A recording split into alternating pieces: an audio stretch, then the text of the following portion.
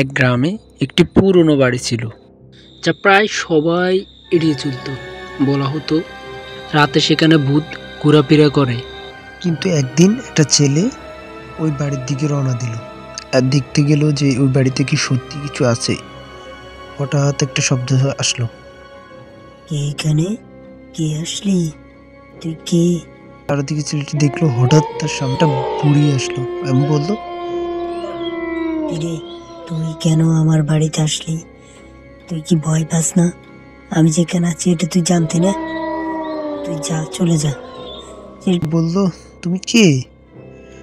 তুমি এত বুড়ো কেন? তুমি কি একা একা এখানে থাকতে পারো? তোমার ভয় করে না? বুড়িটি বলল, আমার আবার কিসের ভয়? আমার তো কোনো ভয় নেই। তুই যা, অন্য কোনো সময় আসিস, আমরা গল্প করব। তখন ছেলেটি চলে গেল। আমার চ্যানেলে নতুন হলে চ্যানেলটিকে সাবস্ক্রাইব করুন, পাশে থাকা বেল বাটনটি ক্লিক করুন।